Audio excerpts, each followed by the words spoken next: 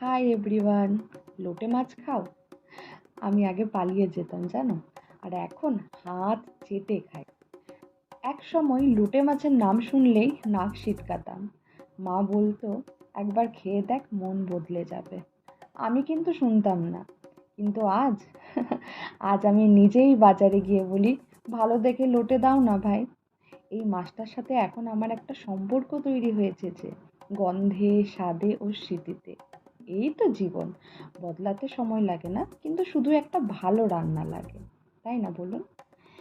তো এখানে আপনাদের এই ছোট্ট একটা গল্প শোনাতে শোনাতে অলরেডি আমার কিছু সবজি কাটাও হয়ে গেছে এই লোটে মাছটা তৈরি করার জন্য। এবারে একটুখানি বেগুন আমি কেটে নেব, একদম ছোট্ট ছোট্ট স্লাইস করে, যাতে খুব জলদি জিনিসটা নরম হয়ে আসে। তারপরে আমি একটা আলু নিয়ে ওই আলুটাকেও ছোট ছোট, মানে আলু ভাজার থেকে একটু বড় হলেও হবে, স্লাইস স্লাইস করে জিনিসটাকে আমি ভালোভাবে কেটে দেবো। আমি জানি না কেন আমার লোটে মাছটা ভীষণ খেতে লাগে। আর সবথেকে বড় কথা, এই ধরনের রেসিপি যেটা আমি এখন বানাবো, সেই রেসিপিটা হলে তো আমার এক থালা ভাত এমনিই উঠে যাবে, আর কিচ্ছু চাই না।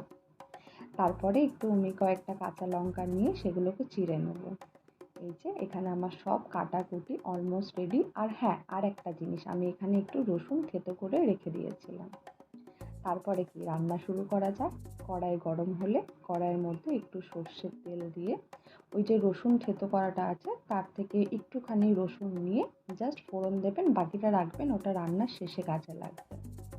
তারপরে যখনই একটু রসুনটা ভাজা হয়ে যাবে, ওই গন্ধটা যখনই বেরিয়ে আসবে, তার মধ্যে ওই স্লাইস করে কেটে রাখা পেঁয়াজগুলোকে দিয়ে ভালো করে একটু নাড়িয়ে ছাড়িয়ে কিছুক্ষণ একটু ভাজতে দেবেন বলতে একটু নরম যখনই হয়ে যাবে আর কি, পুরোটা একদম ডার্ক করে ভেজে নেবেন না। ভাজা হয়ে যাওয়ার পরে ওই কেটে রাখা আলু আর বেগুনটা দিয়ে ভালো করে তার মধ্যে আমি একটুখানি স্বাদ অনুসারে নুন আর একটু হলুদ দিয়ে দেবো। নুনটা কিন্তু অবশ্যই বুঝে দেবেন, কেননা যেহেতু লোটে মাছ ম্যারিনেশনের সময় আমি নুন দিয়েছিলাম, সেই হিসাবে নুন যদি পরে লাগে সেটা আবার লাস্টে দিয়ে দেবেন, তাও ভালো। এরপরে আমি এটার মধ্যে টমেটো আর কাঁচা লঙ্কা দিয়ে কড়াইটাকে ঢাকা দিয়ে কিছুক্ষণ মজতে দেবো।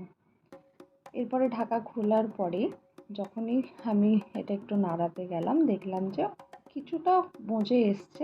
যখনই জিনিসটা কিছুটা মজে আসবে, তারপরে ওই ম্যারিনেট করে রাখা লোটে মাছটা দিয়ে ভালো করে ওটাকে রান্নাটা যে করবেন, নাড়াতে কিন্তু হবে, একটু হাত ব্যথা হবে, কিন্তু এটা টেকনিকটাই আলাদা, নাড়িয়ে যেতে হবে।